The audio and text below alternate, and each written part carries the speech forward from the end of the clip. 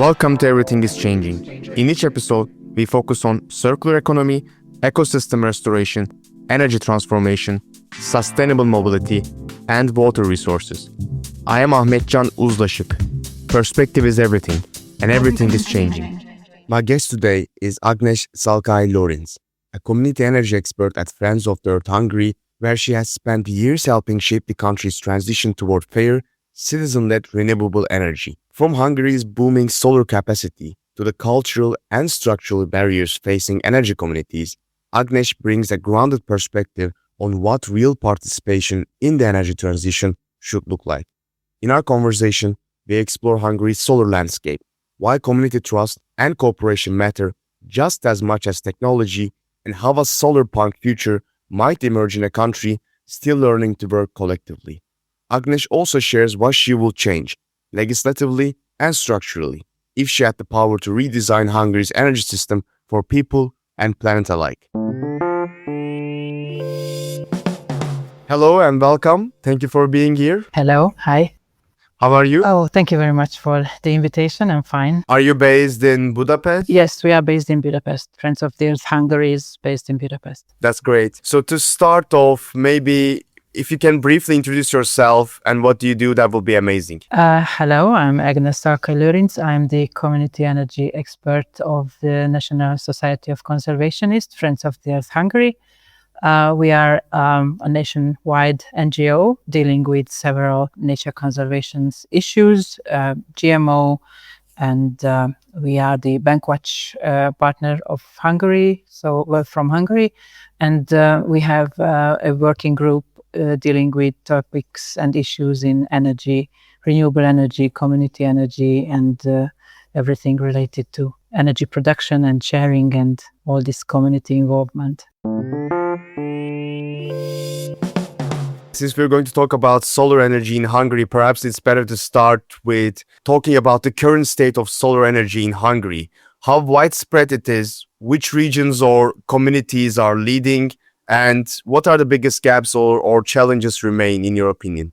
We are fully covered with solar panels, we can say, because we have installed capacity more than 7,500 megawatts. So there are commercial power plants and the residential power plants. There are more than 300,000 household size residential PV systems in Hungary. So we are a sunny country. So yes, we have solar panels, and the issues we have regarding the solars, it is that we are covered, so to say, full with solar panels. So balancing how to share the surplus between the users. We are not so advanced in energy sharing solutions because we are on the first few steps on this road. But all the market actors are working on this. The schemes, the allocation schemes, and the dealing with the billings and all these kind of data management issues. So we are working on solving the energy sharing issue. Would it be wrong to say that Hungary is not fossil fuel dependent like it is used to in the past? How is the current energy system in Hungary? Our energy mix is fully with fossil fuels and the oil and gas from Russia and from the eastern countries. But our energy mixture is changing. We have a few wind parks, and the wind energy is quite small in this pool. We have definitely huge solar in this mix, and we have tiny bit of water and a bit of biomass. Mm-hmm. So and the geothermal capacity or the geothermal potential is really huge in Hungary. We have really great thermal baths, and this technology is not used in every possible way, but there are initiatives to harness this kind of energy sources as well. When we talk about energy transition, this transition is often framed as a part of broader social transformation. In that sense, what does Solarpunk Hungary, which I like the word a lot. I just recently learned that it means an optimistic eco-futurist vision where technology, community life, and nature are integrated into a sustainable, let's say, socially just way of living, right? What does Solarpunk Hungary look like to you beyond just basic rooftop panels and community gardens, perhaps? In my vision, I see that energy conscious people investing and empowering themselves or each other to support and not just finance, but support all the people in need and in energy poverty. And using all the resources which are currently available again and again, and producing electricity with reused solar powers on ecological farms, providing shades, not just the electricity, but providing shades for the crops, providing electricity for segregates and all the people for all the people who are in need. So we have enough solar power now, but if we have or if we think in life cycles, then we should see this available capacity as a renewable and reusable source. And if we use it for good purposes and consciously, not overpowering or letting the companies or the corporates to overpower ourselves and our initiatives, then it will be a nice community to live in the near future. We mentioned Hungary's energy model, but what is the role of community energy projects in this ecosystem? We are unadvanced. We don't have the communities, so we're missing the baseline. So we don't have mature and conscious communities who could move towards this energy transition way. So we are, as a community, as Hungary, as a social group, we are more individual than cooperative, and we need to change this mindset in order to build this kind of strong communities, local strong communities who could move or establish energy communities, who could invest in renewables, who could lead the nature conservation issues, who could step up and say, no, I don't want a next battery factory in my backyard. I don't want to have a polluting factory in the neighborhood. So we need to know about these issues. We need to step up if we have some questions, and we have to say no if we don't want this kind of harming neighborhood. But these communities are missing. What you just said is very important. You said that the energy communities are not mature enough right now. So what have been the biggest obstacles in that sense? Legal, financial, cultural? I think you mentioned the cultural dimension a bit when setting up energy communities in Hungary so far. Our point of view, the biggest obstacle is this cultural background. So we are not used to cooperation. We want to solve everything in our capacity. So if I don't have the financial resource, if I don't have the connection, if I don't have time, then okay, let's do it later if I have all these resources. But finding these synergies, dealing with this common benefits. I can tell you an example from my home. We have, on the street where I live, we have several households, and my neighbors and us, we have one lawnmower, and we use four family use only one lawnmower, and because we just realized that it's not worth to buy four if we only have just tiny lawn which we want to mow.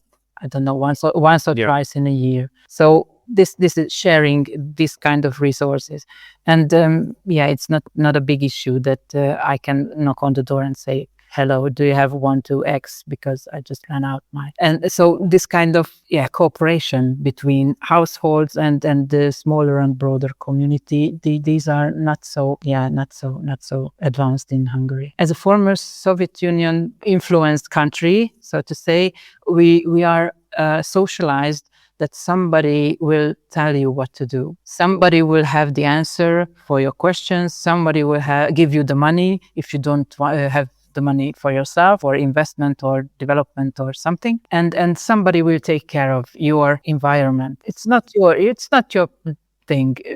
Then go do your job, educate yourself or study. This is not your job to take care of your environment and your big picture.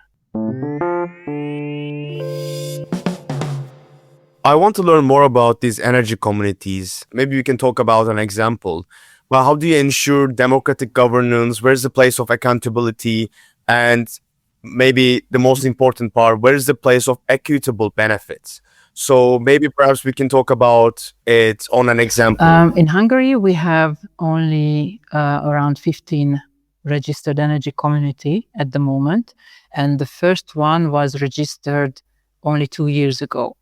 So this kind of registered energy communities are not so matured, as I mentioned, because of this is not a requirement in Hungary to have some international projects require that, by the end of the project, you need to establish 1, 2, 3, 4, or help or support energy communities to be registered.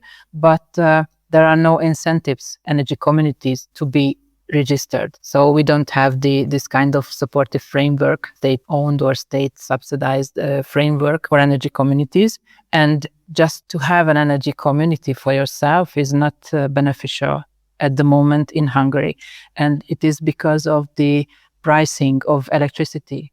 The residential prices are the lowest in the whole European Union. And parallel of that, the industrial institutional energy prices are the highest. So if you want to have the energy sharing model for your energy community, you cannot invite the private households, the citizens to join, because it's not worth it. You don't have the business model which provide cheaper electricity for households. So that's why the Hungarian energy communities move towards the industrial and institutional users or consumers to serve them with their produced electricity. Let's say, hypothetically, I'm a member of one of these energy communities. How do you maintain and build my trust, my participation, and my long-term commitment? How do you make sure of that? I be there for you. This would be my short answer, because our energy community, because National Society of Conservationists Friends of the Earth Hungary has a registered energy community, and our energy community is active in producing electricity. So we are installing solar panels onto buildings where the local service for the community is really important. And we have members, not so many members. So our legal form is not-for-profit LTD. So we have owners, NGO owners, and these NGOs have members. So our approach is to be there. If you have questions, you can ask. If you have an issue, you can turn to me and we will have some answers. So I will guide you through, I don't know, if you want to write a tender for your new electricity supplier, then I will help you with some expert knowledge. I help you with the calculation. How can you monitor your consumption data? How can you see the forecast for your production? So I can guide you through this universe of energy production and electricity markets, which is not as easily understandable universe. So be there, and if you have not the right answers, because there are many answers, but if you can help your member to move forward, and the feedbacks he or she got are relevant, then you will be a trusted partner for your member. So you said currently there are 15 registered energy communities in Hungary, right? Yeah. Where are they based in? Like in mostly the big cities or rural towns? Where are they? Scattered through the country, because we had two applications for establishing energy communities. They're scattered around the country. So we have small municipalities Alsó-Mocsolád with almost 1,000 inhabitants. We have bigger projects like e-car charging systems, which is maintained by E.ON, which is not based in one particular location, but several locations, and they're just combining these charging stations in several locations of the country.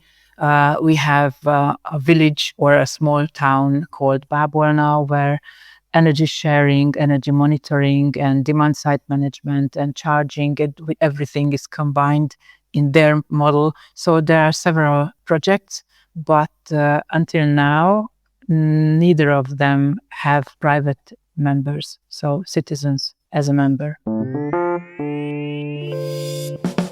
So it's not true to say that, because some critics argue that these energy community models do not reach socially or economically marginalized communities.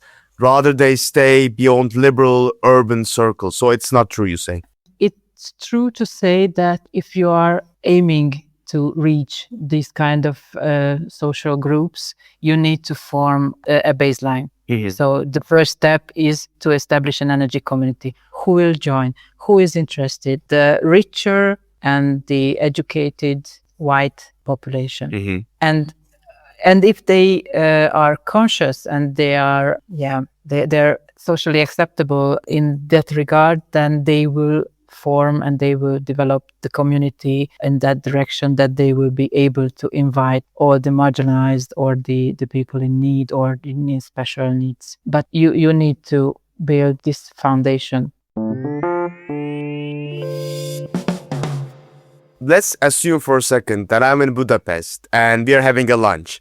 And I say, Agnes, as your friend, I will tell you these small rooftop solar plus community initiatives are really cool. But aren't they a bit symbolic, and perhaps they won't significantly impact Hungary's overall climate footprint or energy transition? How would you reply to that without ending our friendship? What would you say?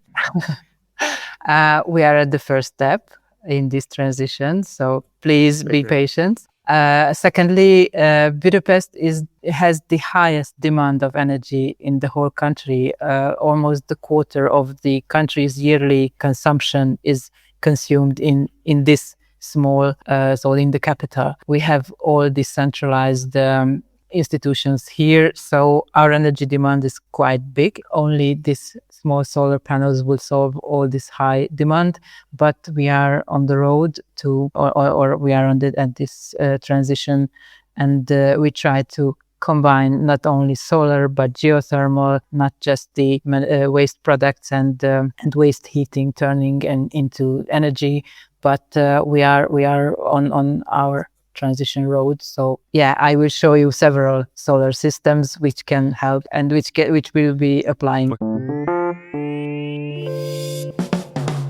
Right, my last question. Let's say I have magical powers and I make you the Prime Minister of Hungary. Wow. Well, Orban wouldn't be happy about that, perhaps. But let's say I made you the Prime Minister of Hungary and you have all the power. Of course, you have 4 years. So, I mean, you're not a dictator or anything. But you have 4 years and you're the Prime Minister. What legislative or structural changes would you make to make community energy more viable and widespread in Hungary? What policy reforms would you make? I would change the law in terms of giving the energy communities like a shortcut in the permitting process. I would give the right of energy sharing only for energy communities. So I would make the institutional or the industrial partners a must to join an energy community as a PPA partner or as a, I don't know what kind of partnership, but which is beneficial for the local community. So I would turn the business track into focusing on the needs of the residents and of the local citizens. So serving the citizens with the industrial partners, serving the needs of the citizens. This would be the first one. And the second one, having this financial support only for mature and business models for energy communities. So like 2 layers of application. The first layer is the business planning. And if the planning is good and if the idea is viable and feasible, then they would receive the bigger or higher amount of support, financial support to realize or establish or make everything happen what is in the papers. You got my vote. And everything will be in the nature environmental circle. So I have some issues, and with this political power, you touched my burning points. Yeah, exactly. Thank you very much, Agnes, for joining Everything is Changing. Thank you very much. The opportunity. Thank you. That was my conversation with Agnes Szalkai-Lorincz, whose insight into Hungary's evolving energy landscape is a reminder that the transition isn't only about megawatts, it's about mindset, community, and creating systems that truly serve people. Her reflections make clear that building strong, cooperative communities is just as crucial as installing new solar panels. If you enjoyed this episode, please follow Everything is Changing on your favorite podcast platform and share it with someone interested in community energy, climate justice, or the future of citizen-led innovation. Every story helps expand the conversation because perspective is everything, and everything is changing. See you next time.